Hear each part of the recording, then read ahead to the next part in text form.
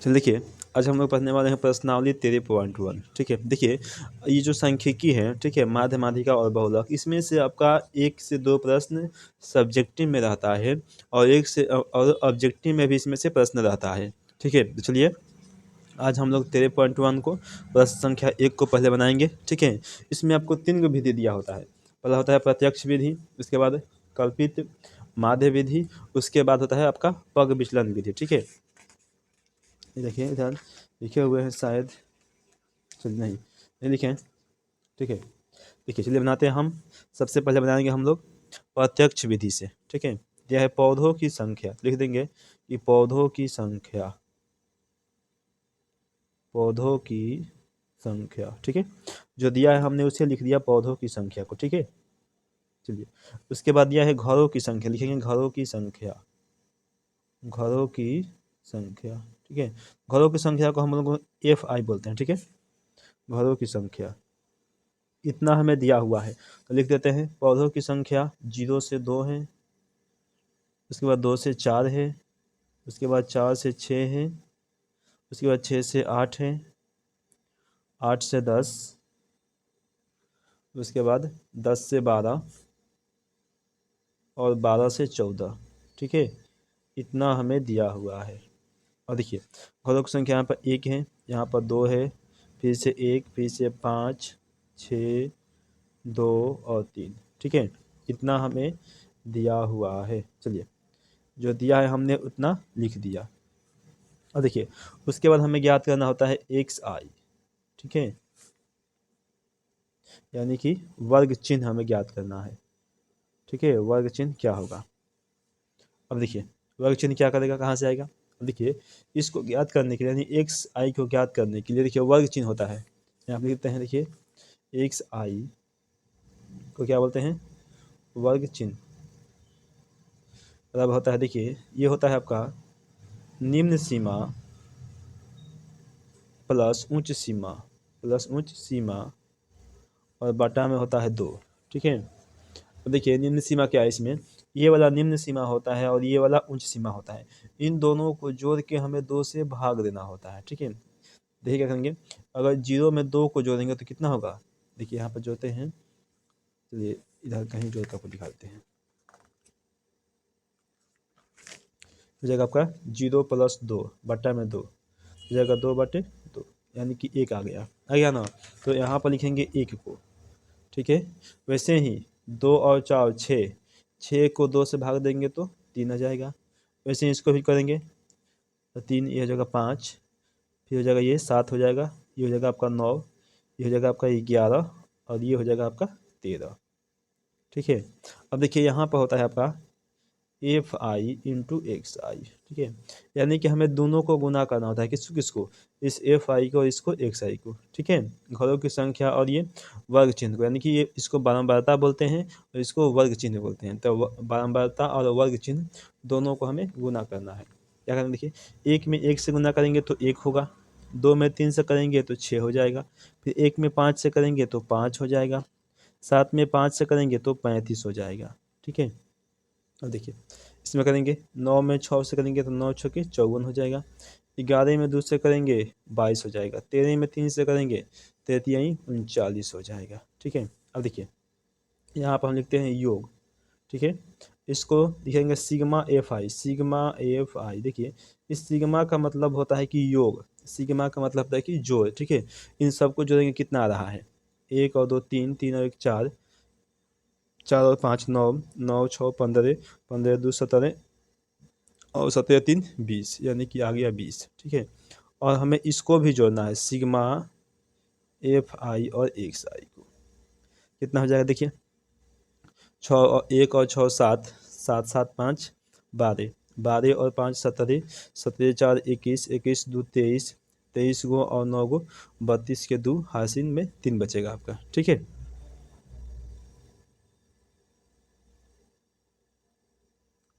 देखिए 3 3 6, 6 5 11, 11 और 2 13, 13 और 2 15। ठीक है, ये हो गया 152।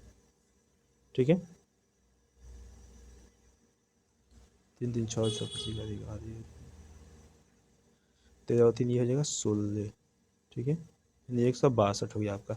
अब देखिए आपका माध्य का जो सूत्र होता है माध्य, ठीक है, इसको एक्स के ऊपर बार बोलते हैं, तो sigma F I into X I बटा में सिग्मा एफ आई, ठीक है। देखिए इसका मान है 162, लिख देंगे 162, 162, इसका मान है 20, लिख देंगे 20, ठीक है। अब इसको भाग दे देंगे 162 को 20 से, ठीक है, तो 20 से भाग देते हैं 162 में, हो जाएगा आपका 20, ये तो जाएगा नहीं एक बार में,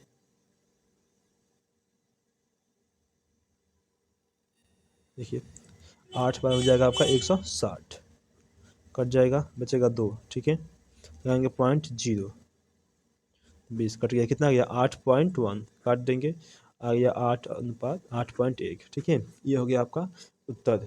चलिए 13.1 के प्रश्न संख्या 1 का। अब देखिए इसमें 2 में जो प्रश्न दिया है, तो इसको हम दूसरे विधि से बनाएंगे, ठीक है।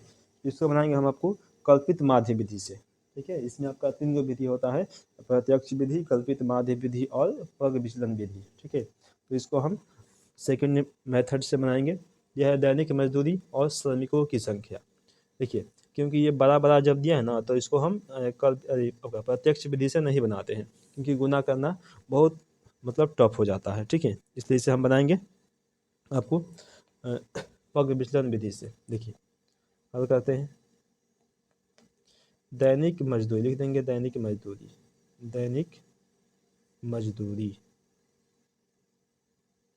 कितना दिया है 500 से 520, 500 से 520, फिर 520 से 540, फिर से 540 से दिया है 560, फिर से 560 से 580 और 580 से दे दिया है आपका 600, ठीक है, इतना दिया हुआ है।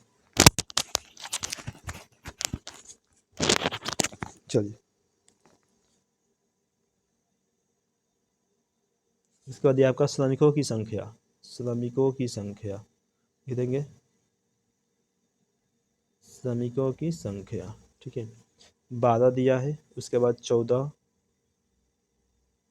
8, 6 और 10 दिया है, ठीक है, इतना दिया है। अब देखिए उसके बाद हमें क्या निकालना है, चलिए उसके बाद हमें ये तो आपका एफ आई का मान दिया है, ठीक है, हमें एक्स आई निकालना है, यहाँ भी हमें एक्स आई निकालना ही है, ठीक है, यहाँ भी हमें एक्स आई निकालना ही है, ठीक है। चलिए निकालते हैं। देखिए इन दोनों को जब जोड़ेंगे 500 प्लस 520 तो कितना हो जाएगा, देखिए 500 प्लस में 520 और बटा में 2, कितना हो जाएगा, जोड़ेंगे तो हो जाएगा आपका 1020, ठीक है। 2 से भाग देंगे तो कटेगा आपका 510 में, ठीक है, लिख देंगे 510, 510, ठीक है। वैसे ये हो जाएगा आपका 530, तो ये हो जाएगा आपका 550, ये हो जाएगा आपका 570 और ये हो जाएगा आपका 590, ठीक है। अब देखिए अब हमें इसमें एक और निकालना है डी आई का मान, ठीक है। देखिए डी आई बराबर क्या होता है, एक्स आई माइनस के ए, ठीक है, एक्स आई और माइनस के ए बराबर होता है आपका डी आई। देखिए ए का मान कहाँ से आएगा, एक्स आई का मान तो यहाँ दिया है, तो फिर ए का मान कहाँ से आएगा। देखिए अब इस एक्स आई में से, इस एक्स आई जो आपका दिया है वर्ग चिन्ह जो है ये आपका, इसमें से हम किसी को भी इसको किसी को भी आपका जो मन करे किसी को भी हम ए मान सकते हैं, ठीक है। यहाँ पर देखिए लिखते हैं हम, ठीक है, माना कि ए बराबर, चलिए हम लेते हैं 510, 510 हमने ले लिया, ठीक है, माना ए बराबर 510। अब देखिए ये है आपका डी आई बराबर एक्स आई माइनस के ए, पहला में है एक्स आई माइनस के, देखिए इधर क्या हो जाएगा, यहाँ पर आप लिख देते हैं हम आपके लिए। अब देखिए एक्स आई कितना है 510, तो पहला में 510 माइनस ए का मान 510, तो कितना आ जाएगा 0, यहाँ लिखेंगे 0। फिर यहाँ इसके लिए एक्स आई फिर से एक्स आई का मान कितना है 530 माइनस ए, तो ए का मान फिर से 510, कितना बचेगा 20 बचेगा, 20 लिख देंगे। वैसे ही इसमें माइनस करेंगे, ये आपका बच जाएगा 40, इसमें माइनस करेंगे तो बचेगा आपका 60, इसमें माइनस करेंगे तो बचेगा आपका 80, ठीक है, इतना बचेगा 20, 40, 60 और 80। ठीक है, अब देखिए यहाँ पर होता है आपका एफ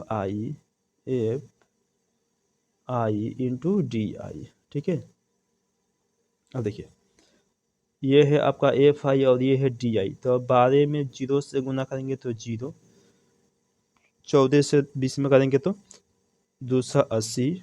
ठीक है, फिर 4 से 8 में करेंगे तो 8 चौका 32, 320 हो जाएगा। फिर 6 में 60 से करेंगे तो 360 हो जाएगा। फिर 10 में 80 से करेंगे तो 800 हो जाएगा। ठीक है, अब देखिए यहाँ पर होता है योग, हमें इसको जोड़ना है सिग्मा एफ आई को, इसको जोड़ेंगे तो कितना आ जाएगा। ठीक है, जोड़ते हैं। देखिए 4 2 6, 6 6 6 गो 6 और 8 14, 14 6, 14 26 की 0, हासिल 2, 2 और 1 3, 3 1 4, 4 और 1 5, यानी आ गया आपका ये 50, और इसको जोड़ना है। ठीक है, सिग्मा एफ आई और डी आई को कितना हो जाएगा, ये 0 हो गया, 8 2 10, 10 6 16 के 6, हासिल 1 बचा, तो 2 और 1 1 3, 3 3 6 6 3 9, 9 और 8 17, ये हो गया आपका 1760। ठीक है, ठीक है, अब देखिए चलिए लिखेंगे, आप माध्य बराबर सूत्र लिखेंगे।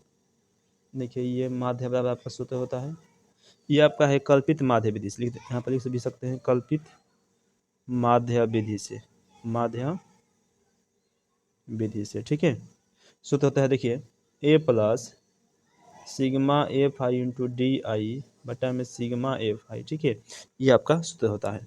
तब देखिए ए का मान हमने 510 माना है, तो लिखेंगे 510 प्लस इसका मान हमने माना है इसका मान आया है 1760, तो लिख देंगे 1760 बटा में इसका मान है 50, लिख देंगे 50।